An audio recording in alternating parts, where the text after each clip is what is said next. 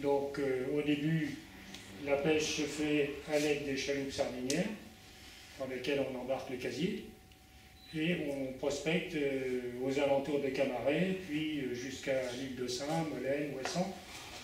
Et les fonds vont très vite se dépeupler. Les bateaux vont être construits plus grands que les chaloupes pour pouvoir rester en mer plus longtemps. Faute de pouvoir pêcher sur les côtes françaises, il est décidé de partir pêcher sur des côtes étrangères. Donc ça sera l'Irlande, l'Angleterre, avec la Cornouaille anglaise ou les Scilly. Donc ils se rapatrieront vers le Portugal, puis par la suite vers le Maroc, la mer Méditerranée, en pêchant du côté au large de la Tunisie. Ils descendront après le Maroc, ils vont descendre jusqu'en Mauritanie, en Afrique, mais seulement à partir de 1955.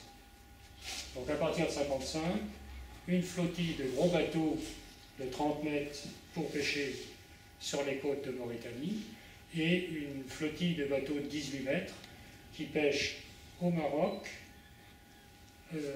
en mer Méditerranée, et qui sont basés à ce moment-là à Marseille, ou qui pêchent au Portugal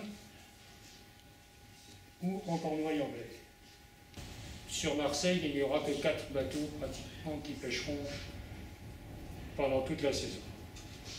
Et puis, à partir du moment où nos bateaux mauritaniens vont pêcher au large de la Mauritanie, le nombre de bateaux mis en chantier est, on peut dire, gigantesque, parce que sur la même zone, Camaret dispose de 28 unités qui pêchent à cet endroit-là, et si on ajoute les bateaux des douarnemistes, on arrive à 54 bateaux qui, à tour de rôle bien sûr, pêchent tous au même endroit.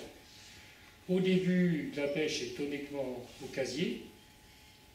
Le premier bateau partira, la Petite Folie, partira avec 70 casiers. En fin d'exploitation des Mauritaniens, certains bateaux avaient 1000 casiers à bord. Pour appâter les langoustes, on a l'habitude de suspendre des poissons morts, des appâts à l'intérieur des casiers. Et pour des bateaux qui sont en Mauritanie, l'appât, on ne peut pas l'acheter à terre auprès d'un négociant. Donc il faut chaluter pour avoir sa boîte pour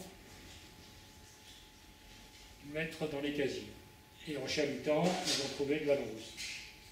Donc à partir du moment où au chalut, il est possible de pêcher de la langouste, que pendant l'été, pendant 3 mois, on ne peut pas pêcher de la langouste parce que si on veut la ramener vivante en vivier, la différence de température entre l'eau de fond, 200-300 mètres pour la zone de pêche au chalut, et l'eau de surface, toutes les bêtes sont cuites dans le vivier. Et les pêcheurs se sont dit que si au chalut, ils pouvaient pêcher de la langouste, en congelant les queues, ils pouvaient ainsi augmenter la durée de la campagne de pêche.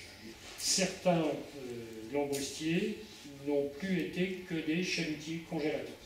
La première crise est apparue en 63, dépeuplement des fonds, donc 8 ans après le début de l'exploitation. Et tous les bateaux n'étaient pas encore construits, puisqu'on a construit les derniers bateaux en 1965.